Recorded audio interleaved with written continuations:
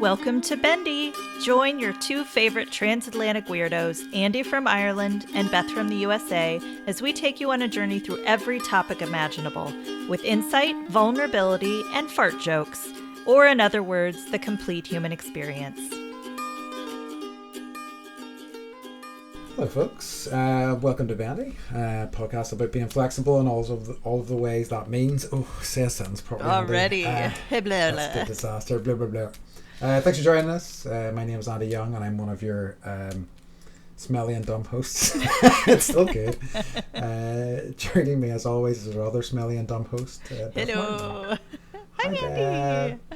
How's it going? Good to see you too. Good. It has been a interesting day. I've been very tired. I made a cake for my sister, and a cake. Yeah, because it's her birthday today. Oh, happy birthday, Andy's sister! I will send her. And I asked her what cake she wanted, and she was like, just looked at me like, "You idiot! It's always red velvet. Red velvet's always the answer with her." So I made a red velvet cake. I had to do that, and then it's just been non-stop. I did a yoga class about an hour before this, and I was sleep deprived. I've also hurt my knee, so it was probably the loopiest yoga class I've done in a while. But they seem to not mind it, at least. So, because with my yoga classes, I like to demonstrate. So it was tough because I was like trying not to lean on my knee. I was looking at people and I was like doing stuff in a plank that I wanted them to do on all fours, and I'm like, this is crazy doing it on a plank. And I looked down and half the class were following me, and I'm like, guys, no. But you're like, and this is the adjustment you can make for people with bad knees like me. Yes. Or I have helpful comments like, do this if you're insane, and they do it anyway because I'm dead. Oh dear. But yeah, so what's the crack for you? The crack is I turned 44. Ooh, wait! Yeah. I didn't know that. I'm sorry. I know. It's fine. No, I don't. My birthday's not. I mean, it's like, it's more of a big deal, I think, than it was a few years ago. I see. Just because I'm excited to like get another year under my belt. Like, yes, I made it to 44. Yeah. Yeah, that's good looking at it. Yeah, and it was nice. We really didn't do a whole lot other than, have a friend over and made bad choices. So that's the best kind of party. I know. But I did get hiking boots, and I actually got my dad's walking stick. Mm-hmm. Did I tell you about this? I don't think so. Okay, well, it's like, you see, like, I don't know if your parents have something they've had like your whole life, and you're like, oh, that's their blank. And my dad always had this walking stick and was always walking with the walking stick, and it always went everywhere with us. And he made it when my parents were living in Kentucky before we were born, and it's gorgeous. It's just a stick, but it actually had some sort of vine that grew all the way through it, and he pulled the vine off and then like put polyurethane all over it. And so my mom asked me, she was like, what do you want for your birthday? I was like, I want Dad's walking stick, because I went for a hike not too long ago. Mm-hmm. Yesterday I saw a coyote. Yes. 5 feet from me, and I was like, okay. First coyote? Yeah. Well, I mean, they're around, but very close. And I had my dog, Star, and so it was like, okay. She's really small and fearless and no match for a coyote. And then I was on a trail not too long ago walking, la, la, la, and I was like, I'll just take this as far as I can. And I walk, and there's a rattlesnake on the trail. And I was like, okay, well, this is as far as I can take it. I need a weapon.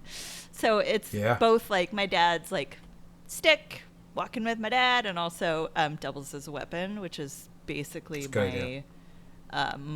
my internal mantra when I have stuff is like, does it double as a weapon? That's a damning indictment of America right there. It's terrible. It's true. Oh, it's terrible. Thanks, Andy. You know what? I'll take any opportunity to throw shit in the States. It's true, me too. So, but yeah, that's basically nice. The newer news. I think that, because it's maybe a good way to dovetail into what we're talking about this week, because you talking about that reminds me of the craziest sort of in nature encounter I had, which was, I believe, geez, where was this? Philippines, maybe? I can't remember exactly. Somewhere in Southeast Asia. It was just, terrible. I don't remember exactly. But I was on an island and I was leaving a scooter back. I rented a scooter, leaving it back. Set the scooter down at the side of the road to, outside of the place. Looked down. A foot away from me was the largest black scorpion I have ever seen in my life. And it was like, whoa. And it was, that sort of glistening, kind of armored, sort of terrifying looking bastard. And like, after the effect, I learned that the larger the scorpion, the less dangerous it is. But at the time, I found this out too. Yeah, the baby ones are really venomous because they got all the venom, which is nuts. And the teenage angst. They're like, gotta. Yes, exactly. That's fair. Do you tell me what to do? Right. I didn't know that until we moved to California. And now we have scorpions everywhere. I suppose, did you have scorpions in Oregon? No. Okay. No. That makes sense, I guess. Yeah. Bears, coyotes, but more, I'm high desert, and so it's with all that comes with. Scorpions, yeah, that's true. Mountain lions, coyotes. I don't think I knew there were still mountain lions out in California. That's interesting. Mm-hmm. Wow. Yeah, okay, that's intense. Yeah. So, speaking of weird things and places, our topic this week, I think, should be travel. Sounds good. Okay. Because we've had lots of weird travel experiences. I know you have, and I'm counting. Hold on. So 1, 2, 3, 4. I'm going to vamp. So I've been to quite a few countries, kind of in my time. I've lived in Taiwan for a year, South Korea for a couple of years. I've travelled around Southeast Asia. And I've been in like sporadic other places. So I've been to like 16 places. Oh, interesting. Mm-hmm. I don't think I should have added the number up. I know. What's your number, buddy? I'm gonna think about that as we go on, and I'll try and have a number for you. It took me some time. I actually had to scroll through photos and be like, oh right, that's like we. But I wanted to ask you, why do you travel? That's a good question. So I guess the whenever I was a kid, I feel like I didn't have a ton of confidence. I remember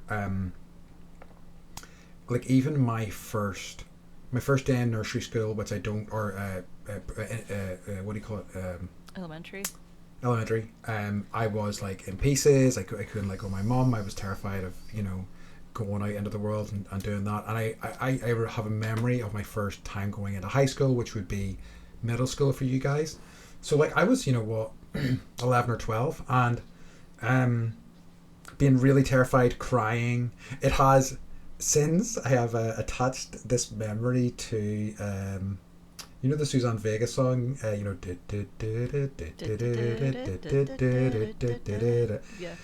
I hear that song, it just takes me back to that place. Yeah, it does. It was just, isn't it?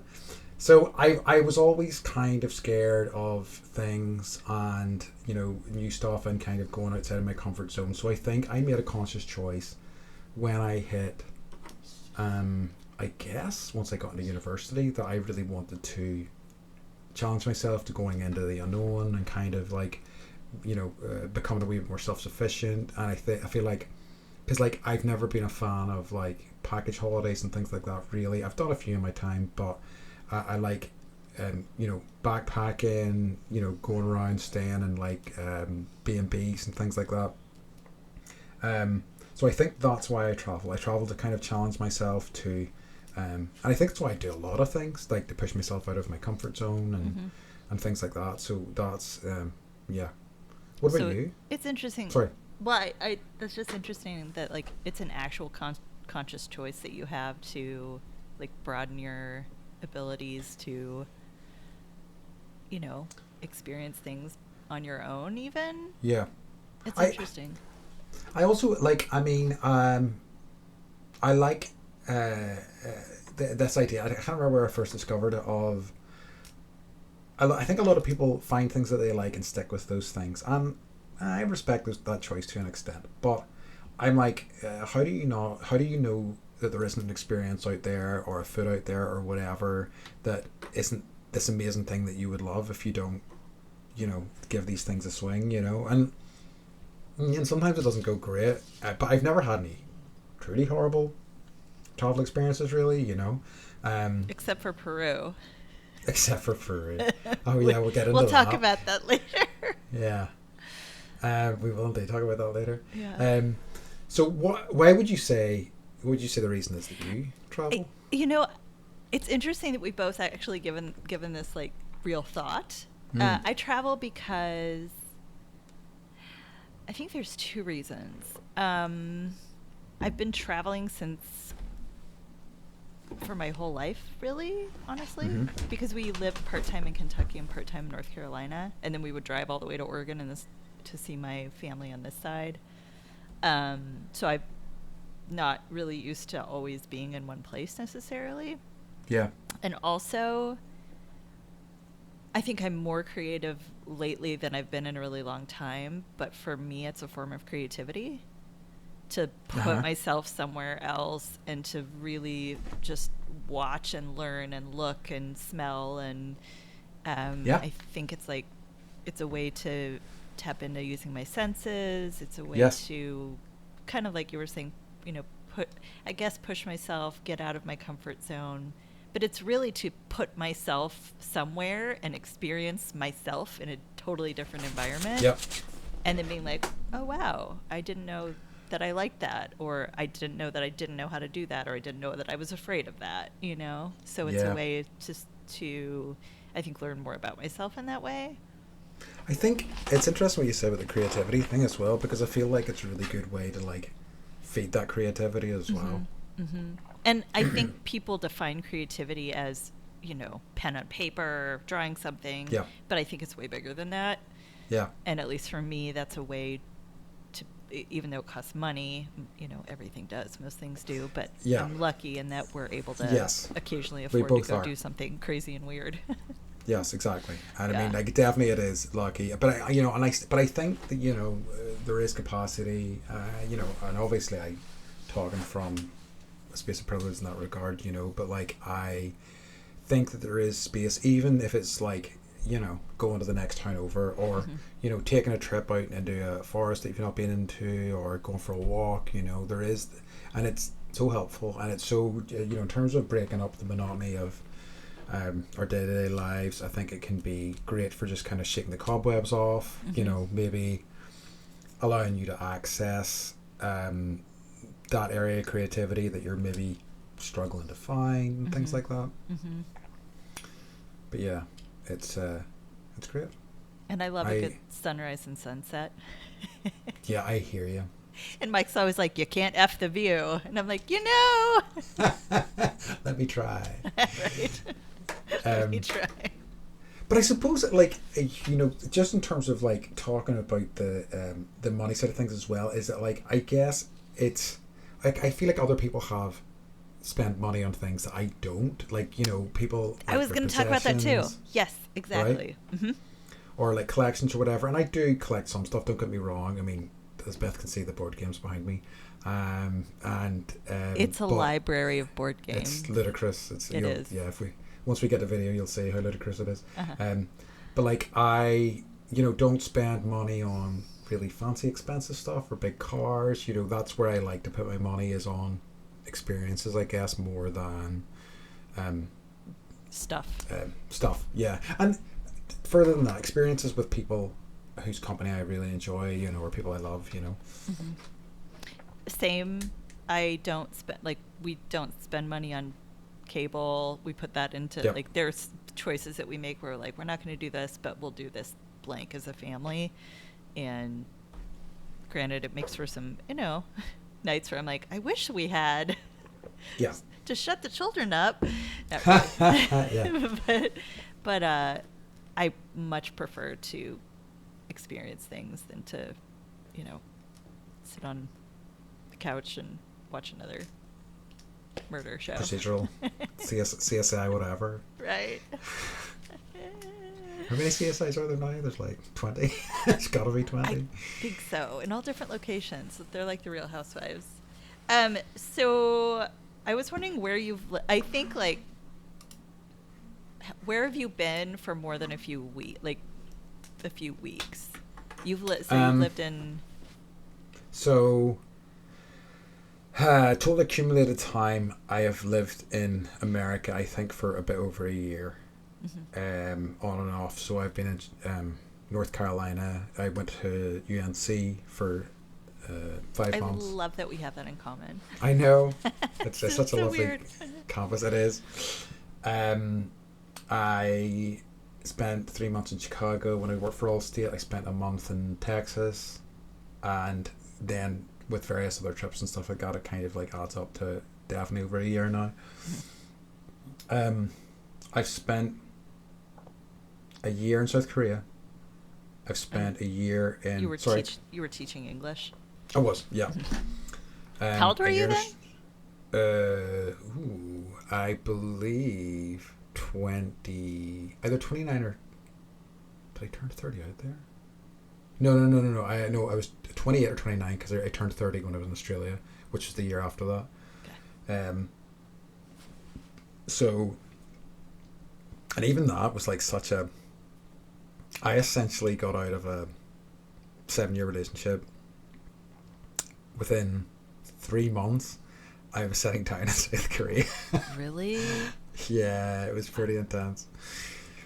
I didn't know that. Mm-hmm. Oh. Okay. So, I was like, when I was in that relationship, I had a friend who would like send email updates, and I was always like, jealous and thinking this is the life I'll never have, you know, because I was with this person and we were talking about our future together and things like that.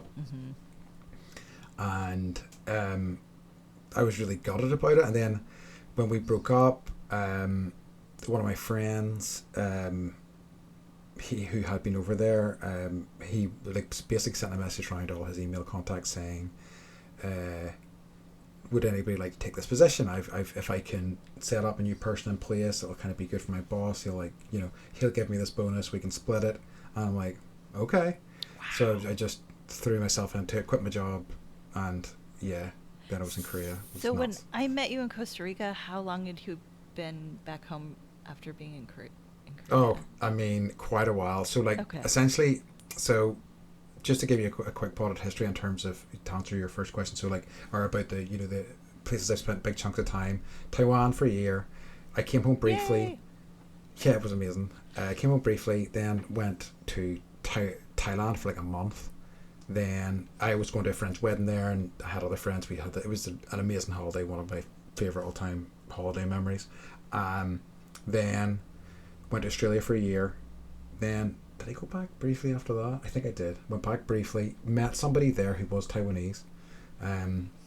So I moved over there for her, and taught English there for 2 years, and then came back home. So I had been home for, I want to say 7, 8 years before we met. Okay. And I, lived in Belfast for a while, bought my house, and then, other relationships. Then that went kaput, and then I met you in Costa Rica. And the rest is history. The rest is history. So, where are you, like, of all of the places that you've been, where would you go back to in a heartbeat? Like, if money was no object? I would go back to South Korea. I really loved it there. I have so many clear memories. I mean, and I made some amazing friends there. I made some lifelong friends there as well, which is another sort of big part of that. I loved it. I loved Seoul. I loved the experience I had there. But at the same time, within the first 3 or 4 months, I was like, am I going to go home now? I was like really struggling with it. But overall, it was really amazing, I thought. The other place I would love to spend more time is Cuba. I really, really, really love Cuba. Yeah, it's hard to get there from here. Yeah, I don't know. I mean, I don't know. I haven't looked recently, but I think it's still a little bit harder than. I think it is for you guys for sure. Yep. Like people used to go to Canada, and then from Canada they would go to Cuba. I think because we met some Americans there, and they'd like went to Mexico first, and then flew from Mexico to Cuba. Yep. But like, it was interesting because some of the folks I met were like very nonplussed with the place because it is a bit run down and beaten up. But I really liked that about it. It felt quite authentic in a way. I mean, obviously you're seeing we're seeing the touristy side of things, but we did travel about a bit and we saw like smaller places, but the people were so lovely and it was just so unlike anywhere else I've been. That's awesome. So yeah, those are the top two, I think, probably. That's interesting. So I have wanted to ask the same question of you in terms of what is like, or if you want to talk about like in terms of the different parts of the US that you lived in and how long for, if you want to talk about that. Yeah. I mean, I think I'm assuming that this is true of most places with great distance between point A and point B is they're very different. So, the United States is definitely, you go to one state and it's very different than another. Yes.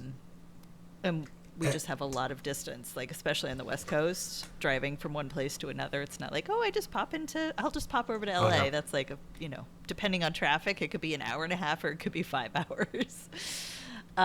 So I was born in Kentucky, and then we were there until I was 9. And my parents worked at a tiny little college, and we lived in this little tiny town of like 500 people. And my dad grew up in New York and would have, they had a little summer house on the Jersey Shore. Hell yeah. Yes. And so he wanted us to have that kind of experience, going to the beach, being by water. And so they built this, they saved and saved and saved. We would eat at the cafeteria every night. We were living in faculty housing, I think for free, if not very, very little money, which, I mean, it wasn't, I'm not going to brag on it, but it wasn't glamorous. And so they bought a little piece of property in the Outer Banks and built a little house, and so we would spend any college breaks there, which there were a lot. Like, it would snow and we get like a month off of school. And then when I was 9, we moved to Oregon. And then when I was 20-something, 22, 23, I moved to Houston for a year. Oh, nice. No, really? It wasn't my favorite. I was like, I had to commute an hour each way, and I see. but I did go. We went around and checked other cities out. I liked Austin a lot. I liked Austin a lot. Did the grassy knoll, which is a very weird experience. I have also done that. Like, I think we've talked about this. Like, do I smile? Do I peace sign? Do I stand here and look solemn? That's another experience I have to tell you about. Anyway, I'm going to... Sorry, go on. Okay, write it down. And then moved back after a year, and then we just moved to California a year and a half ago. Nice. Wow, that's good. Yep. That's good. Yeah. So spread. Pretty much. And then I have a lot of family that lives in New York, and so we would go there a lot as well. And Florida. My grandparents lived in Florida. So. Hard to beat. I know. So I was trying to count how many states I've been to. I think there's only 2 I haven't. No way, really? Yeah. That's mad. I'd say that's very unlike most. So I've never been to Vermont, Americans. And I've never been to Alaska. Wow. Yeah. Okay, wow. So all the ones in sort of the central bulk of America, that's insane. Yeah. Like, I'd say very few people could say that.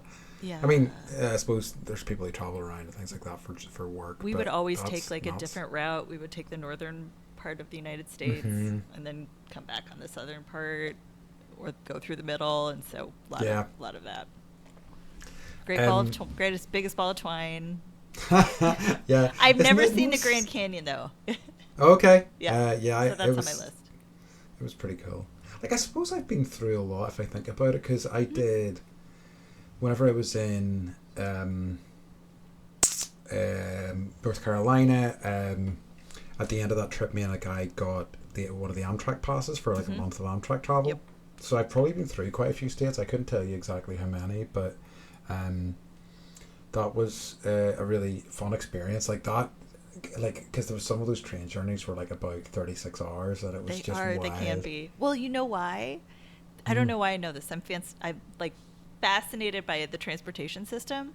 So freight trains that carry all the stuff, they have first priority. So if there's a fork and there's one train and that has freight and there's another one that's Amtrak carrying passengers, so freight gets first, right?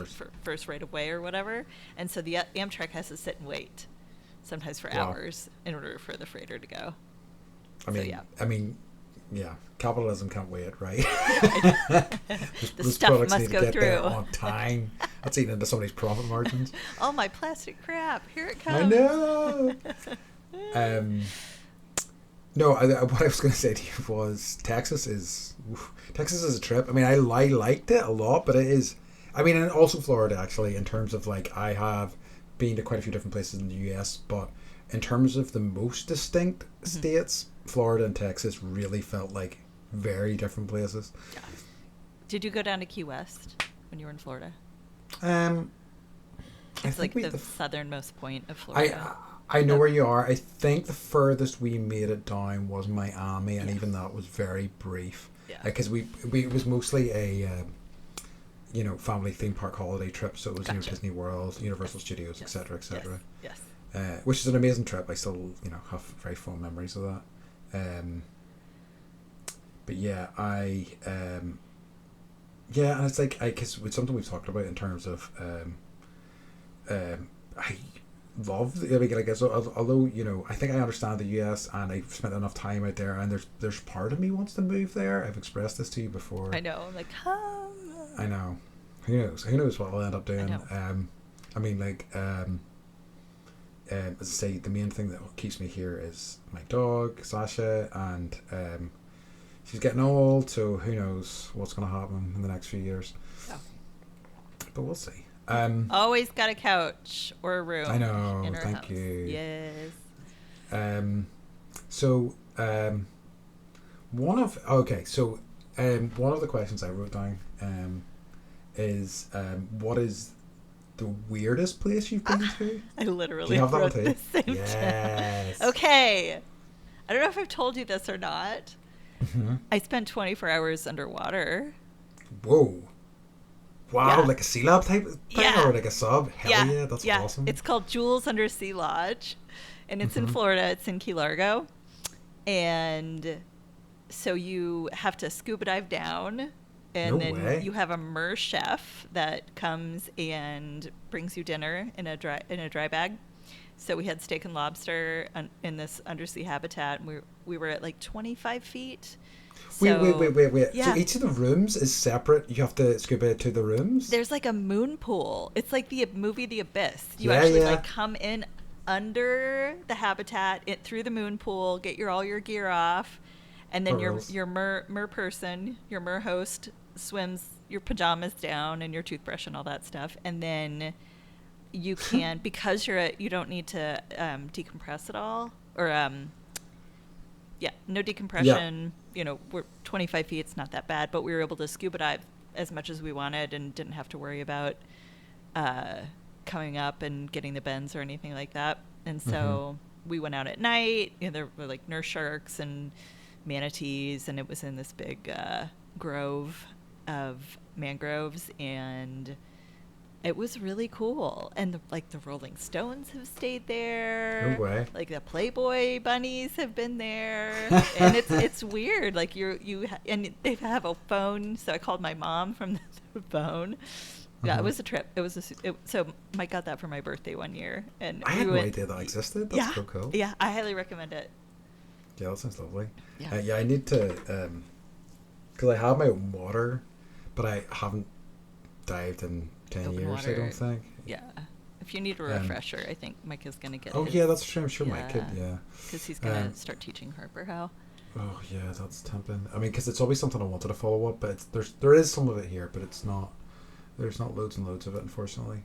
So I guess I'm going to flip that question back at you. Okay. What's the weirdest place you've ever been, or like the weirdest experience you've had in a place? So one of the ones that and the thing that occurred to me whenever you talked about, the need to be solemn with the grassy knoll was Auschwitz, which is such an intense experience. Like, I'm glad that I did it, and it was resonant. I think that like it would be useful for a lot of people who are, I don't even know if I could take pictures. No, I don't believe I did. I just kind of experienced it, But I really am glad I had the experience. I think it was very worthwhile, and I would probably even recommend people do it. But agreed. It's just because it's more the scale and stuff of everything. It's just so the gravity of it. It is. It really brings it home. How crazy it was. My other one is North Korea, which is wow, that place is intense.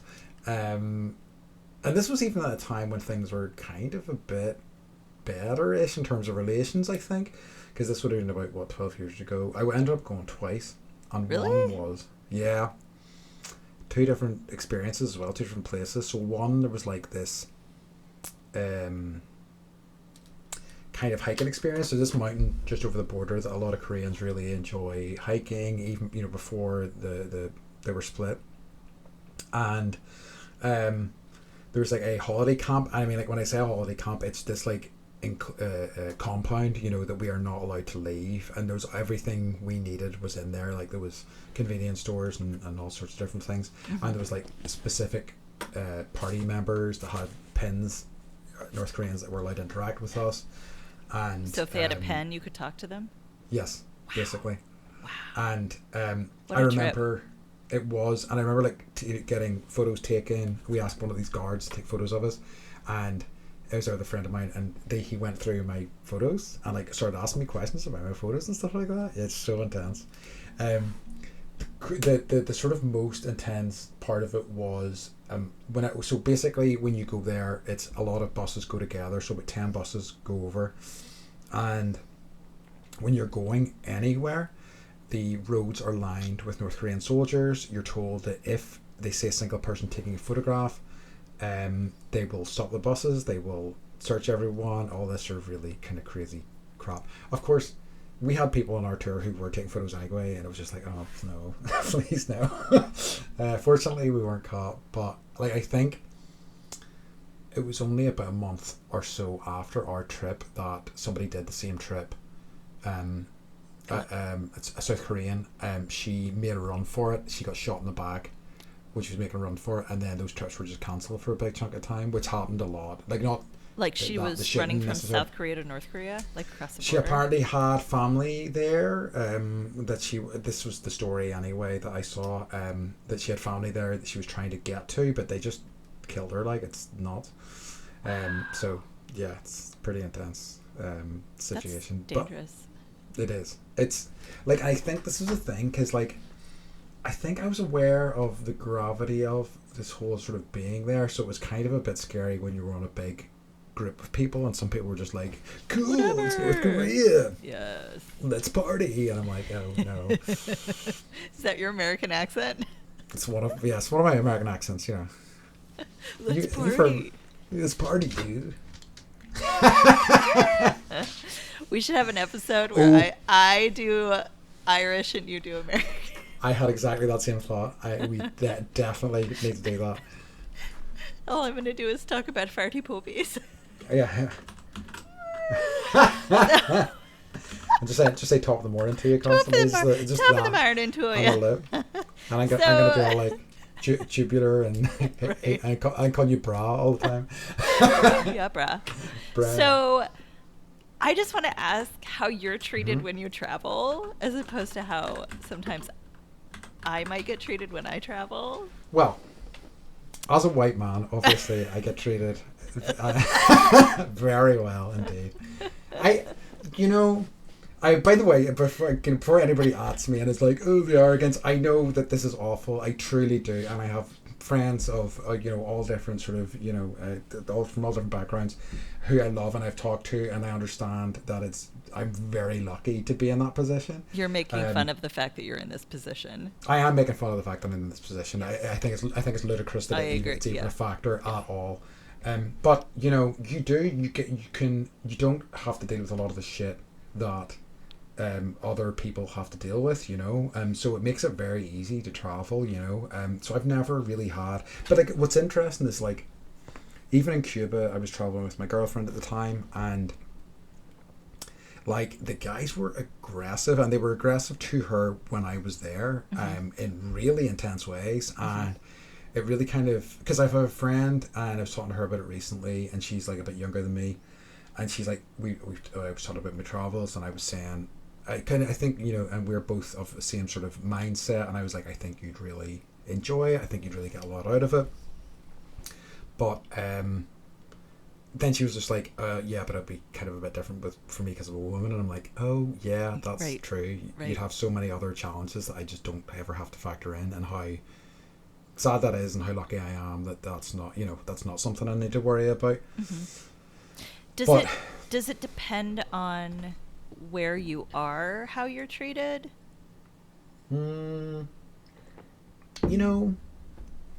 It's interesting. I think it does, and there's something, I think that I had to spend big chunks of time in places to really understand them. I feel like I had a decent idea of Taiwan and Korea by the time I left there. I mean, far from complete, but there was wee subtleties that I really kind of quite like. But like in general, there seems to be I noticed in Korea, I noticed in like Hong Kong when I was there, that there's kind of like a kind of, I hesitate to call rudeness, but it's like they will almost like, it's almost like you don't exist until you draw attention to yourself, or you're like, excuse me, I'm here.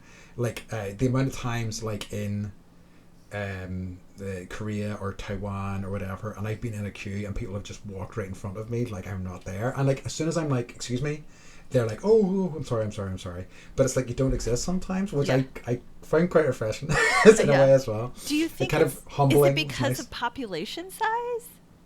I think it could be. Like I find what I had to do, and maybe this is my big arrogant Western ass, but like if I really kind of drew myself up to my full height and just kind of waded into crowds rather than, because I'm trying to exactly just shouldered in, you kind of got a bit more respect and a bit more treated more like, because that's what, like, certainly again, all I can talk about is my own experience. In my experience, the Asian crowds and stuff like that, and we're very much jockeying for space, and I think it might be a population density thing. That was always my theory, because like, where I come from, there's not very many of us. I mean, it's a small country anyway, but there's not many of us, so it's not really a concern. But like over there, the experience of being really crammed in with lots of people is not uncommon in a lot of like places I stayed, and it's a completely so like, for UK people, we have this idea of personal space that is really quite a large zone. Your bubble is big, right? Oh, the UK bubble is wild, like compared to other places.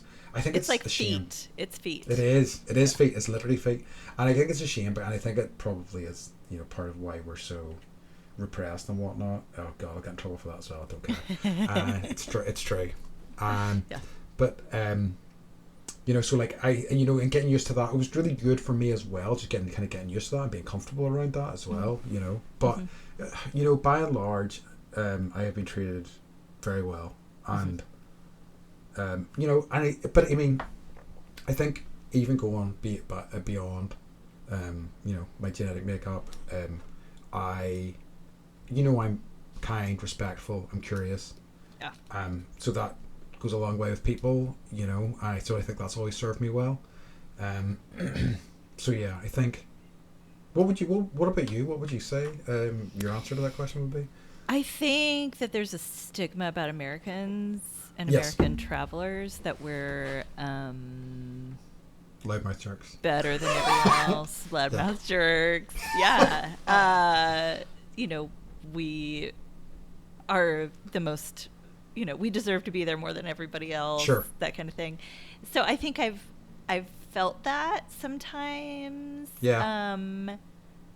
Sometimes I pretend to be Canadian. Nice. It's a good depending on what's going on with our politics. Yes.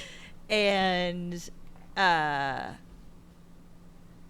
think just trying to hide and be a little more benign. And I travel the same way. I try and be respectful. I try and learn the language as fast as possible. Yeah. So that they at least know I'm trying. I think as a woman, definitely had experiences, where people have touched my body without permission, and that's been I guess That's awful. That's a whole nother topic. Yeah. But it's a real thing. And Yeah. depending on the culture and the personal space, like sometimes there just isn't as much, and sometimes there is, and it just depends on. But how I think people take advantage of that Yeah. is kind of weird. It's a weird thing. It's also interesting to go to other cultures and countries that maybe don't have a good relationship with other countries that aren't your country, and you get treated very well. That's true. Yeah. Yeah, almost better than most of the tourists that. I'm going to give an example of French Polynesia. French. They colonize, they occupy, and that's a they all get along, but it's definitely a different type of environment. But they love Americans, and Nice. yeah. I think it's one of the reasons why in recent years I have one of the benefits for people who don't know of living in Northern Ireland is that you can have both an Irish and a UK passport. And so lucky. It's great. And that's why I predominantly travel. I mean, especially after post-Brexit, because it's just easier to travel with an Irish passport, even more so now. But generally... That's interesting. I didn't know that. Yeah, because Ireland's still part of the EU and UK is no longer. It's just, especially if you're traveling in Europe, it's much easier to travel with an Irish passport. For my trip, when I came out to see you guys last year and I was traveling around a little bit, I had my Irish passport, and especially with Americans, they were like, "Oh, you're Irish! Oh my god!" And I was like, "Yeah, that's right." And then one guy was like, "Fanning yourself." Yeah, that's right. I am. Yeah, they're friggin' shamrocks falling out of my pocket as I walk away. The kids still want to know if you've seen a leprechaun. Not yet. Have they seen what I keep meaning to ask them? Wait a minute. What's the because I keep meaning to ask them if they had seen Bigfoot in Oregon, but what's the someone got a photo of that the other day. Oh, recently? Nice. Is there a, what do they call cryptids? Sasquatch. I think it's cryptids. Sasquatch in California? Yes. Okay. Yes. So the cryptid in California is... What are they called? What do you call them? So cryptid is the general term for creatures that are like the chupacabra and vampires, I guess. I don't know. So magical beasts and also... Yes. Okay. Loch Ness Monster is another good example. Nessie. So my daughter's reading a book about all of these magical creatures, and as if this person is going on assignment and taking photos and doing all the research and trying to figure out if Nessie's real and if Bigfoot is real and if Chupacabra is real. And so it's very interesting. I saw a really funny, I can't remember, it was a TikTok or something story, and a guy was talking about his daughter. She had a book like that, and his daughter said to him, like in a solemn tone, she goes, "Look, Dad, I'm really worried about a Nazi." And he was like, yeah, look, I need to tell you that Nazis, they formed a long time ago and they did this, and she goes, "Are there still Nazis in the world now?" And he goes, "Yeah, unfortunately there are some people who subscribe to Nazism and blah blah blah." And then this went on for a long time, and he was trying to get to the bottom of how his daughter found out about Nazis. And eventually, months and months later, and they were like, well, she's figured out some way, and they talked about it, and he explained that they were really in the world. She started talking about it again, and she took out her book, and she showed him a picture of a Nazi, the spider god, the African spider god. He's like, "Yes, there are." And he'd been telling her there were giant spiders in the world, and, and he was like, well, "What have I done?" I really like that a lot. Can you imagine? No. So she was now like thinking there were giant spiders who may be living in her town. She's like, my parents said so. What? This must be true. And they've talked for months now. They've been talking about it so solemnly. Terrible. I know. Can you? No, go ahead. No. If you were going to lead into something, I had another question for you, but go ahead. No, you can ask me a question. I was going to ask. So, okay, for me, I travel to eat not more than anything else, but I love to eat. I love to, but I travel to try different things. I travel to see different places predominantly, probably. But like, you know how much I love to eat food, and how big a part of my life it is. So, do you have a best food or a more interesting food experience that you've had? That's a good question. Yeah, actually, I was in Japan. I have two, actually, both in Japan. Nice. So we were at one of those sushi tracks, but you can actually sit up at the counter and you can. Yeah. I loved Me it. too. But I don't know if this woman was being nice or if she was playing a trick on us. She was about 70, and she ordered us sushi as a gift because clearly we were not from Japan. And I asked what it was, and the server said fish stomach. Oh, and gross. I was like, I'm gonna do that. I have to. She bought it. Yep. She was laughing her ass off. So she was like doing it as a prank almost. I don't. Maybe my friend got out, like, went to the restroom, threw up. It was not tasty, and then we went to this other restaurant. It was fascinating, actually. And we ordered duck. And what they do is first you eat an appetizer with this duck, and then they make it into, you have like a duck breast appetizer, and then they make it into sushi. And then they take the same duck and they put the carcass in, and they make you duck soup. And so it was like a 7-course meal using the same duck. Wow. It was fascinating. Great. It was fascinating. And also I was like, this is not wasteful at all. I feel, because I will not eat rabbit or duck just as a general rule because I want them as pets. Anything I wanted as a pet, like a pig, have a hard time eating the meat. Yeah. But it was just interesting that they would really eat the whole thing.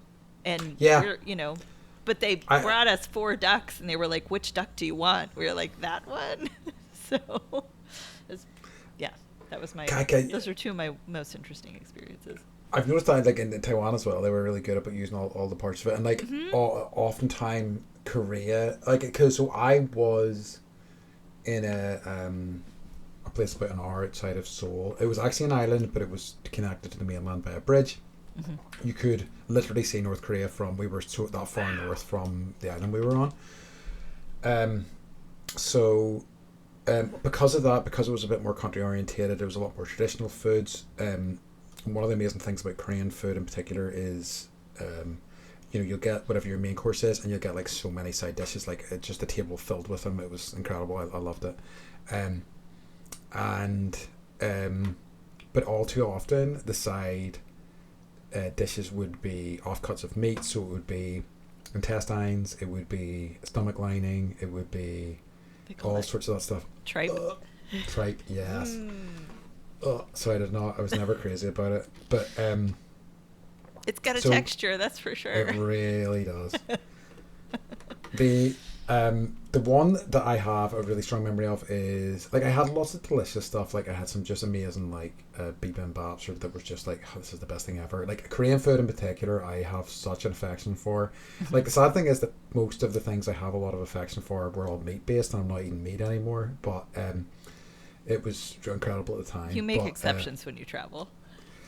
Yeah, I might. We'll see. I don't know. I mean, like, I'm still eating fish at least, so that gives me one outlet. So whenever I was there, I was served it's octopus or is it squid that has been cut up and is still wriggling whenever the parts of it are individually still wriggling. Yeah. It's awful. It doesn't taste like anything. It gave you this like sauce to dip in so that it would taste of anything, but it was not good at all. And it was such a strong memory. I think it was probably the stepping stones for me going, do I want to eat meat anymore? Really? I was like, this is because it really kind of brought it home in a way.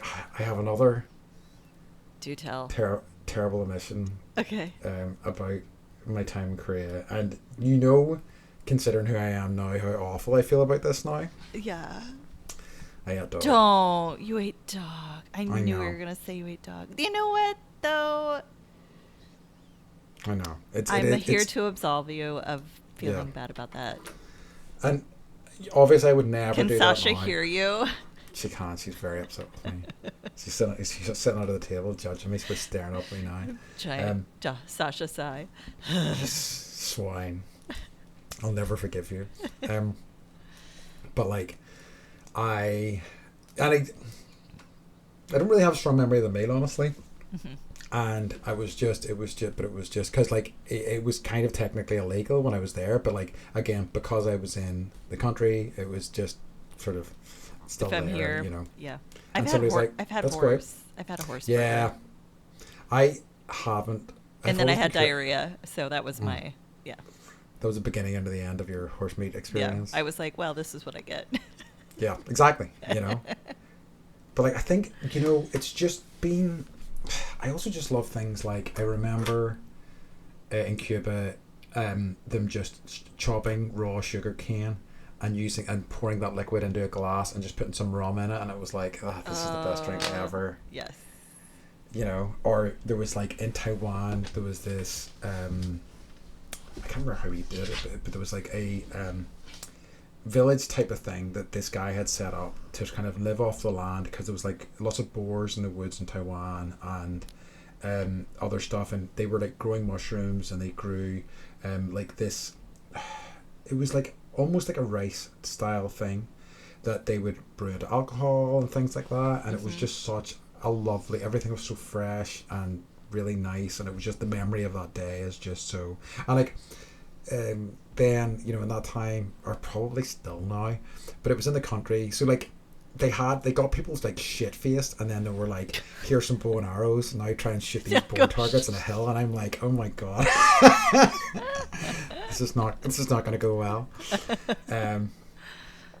But yeah, so yeah, that's probably, I mean, like I have so many memorable food experiences, like as I say, it's such a big part of my life, but those are the ones that spring to mind immediately anyway. I always go like directly to like, what's the grossest thing? And you're like, they were cutting the sugar cane. Hey, no, I did do my gross stuff first, in fairness, This is true. I'm looking at my list and I'm trying to think. Shall we do one other question? Yes. Do you have another one? I do. I'm going to vamp a bit. So, yeah, I think just... I love it. I still, and as much as like, in terms of you asked me about going back to places, and there's places that I would go back to, but I think when I think about it, I think about the amount of places that I haven't been to yet, and I think that would be my preference, Yeah. Can I ask, is there a place that you took pictures or photographs and the photographs didn't do it justice? Oof, that's a good question. I'm going to think on that. Like, where you were allowed to take photographs. Well, this is true. I have strong memories of I think because I spent a long time there, Korea, where I was in Korea, Gangwon was the island that I was on, and on Gangwon there was so many rice fields, like loads and loads and loads, and across the road from so basically the road into the town that I lived in, the apartment block we were in, it was basically a road. On one side there was apartment blocks and various other bits and pieces, and there was on the other side it was just like rice fields, so many, until there was it came to some mountains, and it was just so alien to me, you know, because it's like you obviously don't see rice fields. Well, maybe you do in this country, but I have never seen them, and it was just such an incredible experience, and like made me kind of that always inspired me.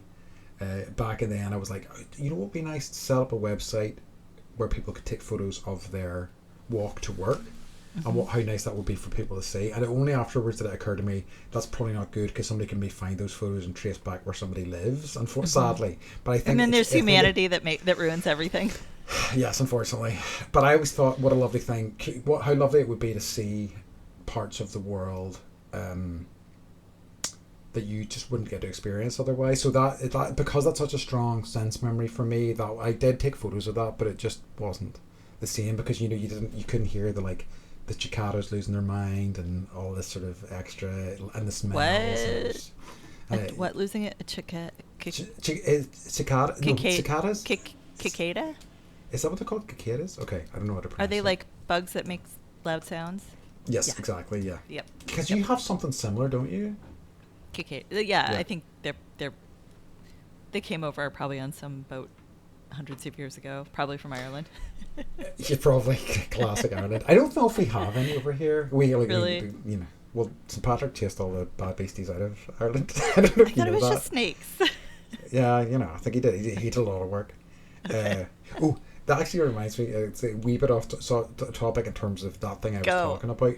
In recent years, there was when I was doing my poetry class, in that vein of taking photos of your trip to work, there's a website called Window Swap, and it is just people upload videos of webcams outside of their windows or somewhere close by where they live, and they upload it onto this site, and you can just cycle through different videos of different parts of the world, and it's just like the wind blowing through the trees, or it's snow falling in a place.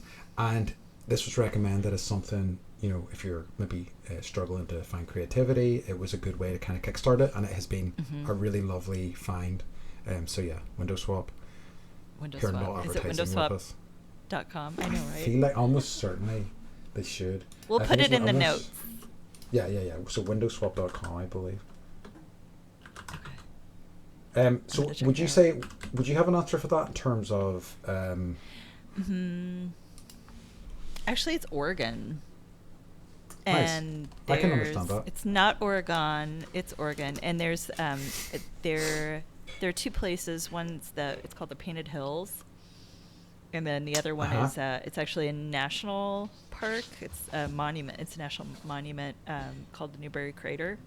Okay. And both are very, there's geology and but it's also the Painted Hills. I can't even describe it. It looks like someone's painted mountains, and it's like layer upon layer of color. Yes. Mm-hmm. And then the Newberry Crater, there's a huge obsidian flow. So it's a mountain of obsidian, and you just can't. Oh, hi, interesting. It's huge, and you have to walk on it and not fall, because you're essentially falling on glass. Is it quite slidey as well? Just the colors, the brilliance of it. I had my professional camera, and it didn't do anything for what I saw with my bare naked eye. So that's I mean, even in terms of whenever what you showed me of Oregon, I thought that because you have similar weather to us, I think a lot of the time, and it tends to be misty and kind of a little overcast. It's always kind of quite hard to capture that. I mean, because we have the same sort of thing, and there's something really beautiful about a misty day. I mean, it can be depressing at times as well, but it's impossible to capture. It doesn't translate to camera. No, not at all. You're it's so lovely. You can't see the sun, but I promise, being splattered in the face with this air is wonderful. Yeah, taking cold rain to the face. Yeah, it's right. I think that is the most authentic Irish experience as well, is that sort of misty and it doesn't happen as often as I think people might think, but that sort of misty, sort of low level misty sort of stuff, it's really special. Yeah. Especially at the Oregon coast, you get a lot of that, which Yeah, I'll bet. I took you to. So, yeah. Yes, you did. That was lovely. So we're at time. Yeah, we're We starting to made wrap these up. people listen to us for an hour. You Do you loved want to it. You talk loved about? every minute of it. I did. No, I'm talking about the listeners, Beth. Obviously, Oh, yes. I'm They like, lo- they yes, loved I it. did. they want to come back for more. They do. So, do you want to do Joy Corner? Yeah. What's Do bringing wanna- you joy this week? You know what's bringing me Can I joy? complain And about Joy because Corner? no, you may not. It is a time of joy. It is not a time for complaints, Beth. How dare you try to bring complaints into my joy corner? Okay, go. You're banned. Anyway, right. So it's her birthday today. Yeah, I'm going to talk about my sister. She's bringing me joy. I am, and we had a chat about it recently because it's not the case for everybody. But I have, a really lovely mum and dad and a great sister who I have a great relationship with. And so it's just been nice spending some time with her recently. And it was nice to celebrate her birthday and make her a cake. And so it's always nice. So she always brings me joy. But it's just nice to, I think, bring some attention to that, And doing something nice for somebody else. Yeah. Making a cake.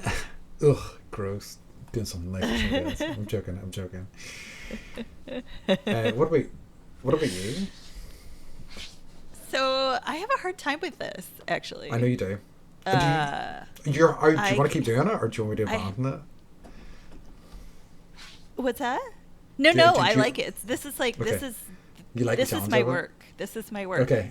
I do like the challenge of it. Okay. It's like, I've talked to my therapist about this. I've been asking my therapist to find me joy for like a decade. How do I find the joy? Where's the joy? Is it under this pillow? Is it under this pillow? This is really, I've told you this, but I'm going to tell our listeners that my therapist kind of broke it down for me in a simpler way that has been helpful for me. And she has me write down, and now I just use my phone, which is terrible, but it's wherever I am at whatever time, I write down glimmers. Like, oh, it was great that the mail came on time today, or look at what the kids did and we worked on a puzzle together and that felt good. Or like, so I need to start actually like recognizing in my body when I'm having that, when I'm emoting that feeling, I guess. So I'm a little surprised that I'm having a harder time with it, but I think it's, again, that's where my work must be if I can't just drop right into figuring it out. But I think for this week, my joy honestly has been getting my dad's walking stick and feeling my hand already knows the spot that it would hold, and I haven't held it in, I don't know, a decade. Awesome. And my dad has passed away, so it has more meaning than just it belongs to someone. So he gets to go on walks with me. He gets to see and hear, the thing. It's almost like it's become like a piece of him. What's the word? Like totemic? What does that mean? So like at oh no. Like a totem? Yes.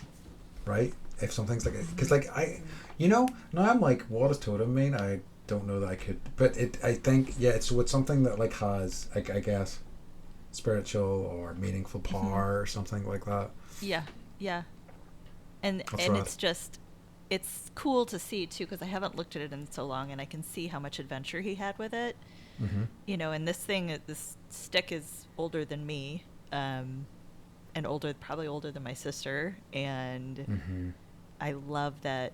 It's something so silly and so small, but it's not about stuff necessarily. It's like, what do you want for your birthday? I want my dad's walking stick. It wasn't like, and I want hiking boots, but that's to get me out there with the walking stick. So in a very, like, it's a small thing, but for this week, that's what's, I think, bringing me joy, even though it's slightly bittersweet. Yeah, I know, I love it. I think that's really, but I think, I don't know if it's always the case, but I feel like that some of the best joy comes with a little bit of bittersweetness, doesn't it? Maybe some It's of the not more just meaningful me. stuff. It's Yeah, not just I think me. it does. I think that's my experience too. Sometimes, yeah. Okay. Yeah. No, I love it. That's great. Yeah. Awesome. So, yeah. So I think that's the end of another extremely successful, hilarious, thought-provoking episode. Right? I give us an A+. Absolutely, every time. Okay. So, because I always forget what we said at the end here, shall we just like both try and see what we come up with? It should be hilarious. Yeah. So, all right, everyone. 3, 2, 1. All right, everyone. So let's get Bendy. Get Bendy. No, I got it completely wrong. Bye, folks. Bye. We love Bye. you. Bye. Thank you for listening to Bendy, a Beth and Andy podcast.